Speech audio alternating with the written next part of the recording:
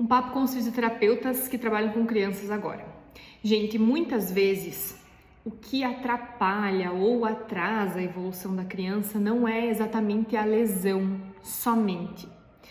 Um fator do ambiente, um fator familiar, do contexto faz diferença também, muita diferença. Eu vou trazer 2 exemplos reais, de pacientes reais, para vocês entenderem isso. Então vamos pegar 2 crianças que têm o mesmo diagnóstico clínico, que têm uma apresentação de limitação motora muito semelhante, que têm idades próximas e que têm um cognitivo preservado. De um lado, nós temos uma criança que naturalmente tem uma personalidade que a gente pode dizer mais ativa. Então é uma criança que desde sempre foi assim: eu quero tomar água sozinha, eu quero buscar a minha comida na geladeira sozinha, eu quero colocar minha roupa, tirar minha roupa sozinha, eu quero tomar banho sozinha, eu quero guardar as minhas coisas sozinha. Então, naturalmente, é uma criança que tem uma autonomia maior, ela tem uma vontade maior de fazer as coisas. Isso vem dela.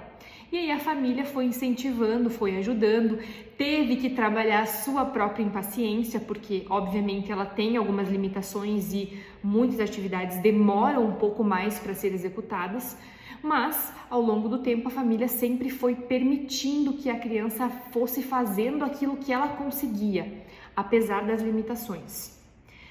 No outro lado, nós temos um outro cenário de uma criança que tem uma personalidade um pouco mais passiva, que não tem tanta iniciativa para fazer as coisas e que sim, associado a isso, tem uma limitação motora, então acaba que a iniciativa diminui ainda mais porque é mais difícil fazer as atividades, então é uma criança que acaba solicitando mais ajuda. E nós também temos uma família que ao longo do tempo foi se acostumando a isso. Então é óbvio que não é por maldade, né? Mas é uma família que foi fazendo pela criança, né? Aquilo que ela poderia fazer. A gente tá falando de detalhes, tá, gente? Eu tô falando de tomar água sozinho, de comer o que consegue sozinho, né? Então sempre foi ofertado para essa criança aquilo que ela poderia ter feito sozinha. Porque tinha uma reclamaçãozinha ou outra aqui, e aí, vamos lá, vamos fazer então, é mais rápido, né? Não vamos brigar, né?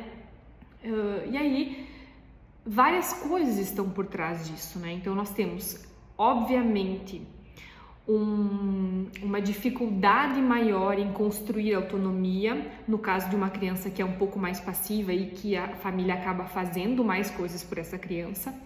Nós temos uma questão de regulação emocional diferente também, né? Então, desse lado aqui, uma criança mais passiva, a gente tem uma dificuldade maior em relação a controle de frustrações, né? A criança tem uma dificuldade maior de entender que nem tudo vai acontecer no momento dela, né? Porque sempre ela teve uma família que fez por ela e aí ela foi se acostumando com isso, então acaba trazendo um pouco mais de dificuldade.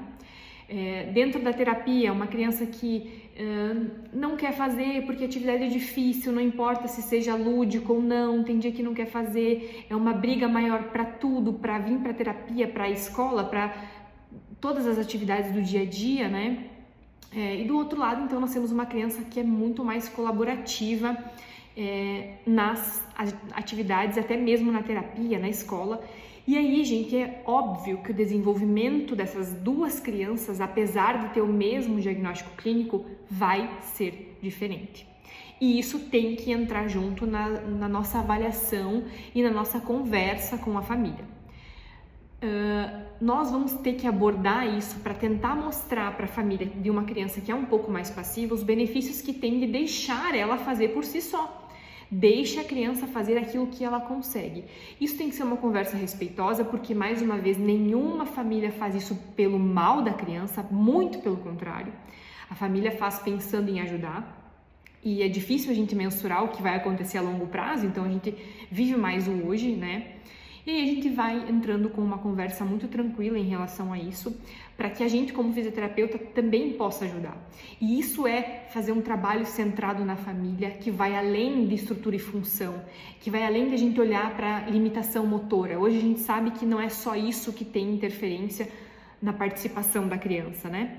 Então, olhar para esse contexto familiar é muito importante e tentar entender o que nós podemos fazer dentro desse contexto familiar é muito essencial também para pensar nos resultados que a gente quer atingir com a criança.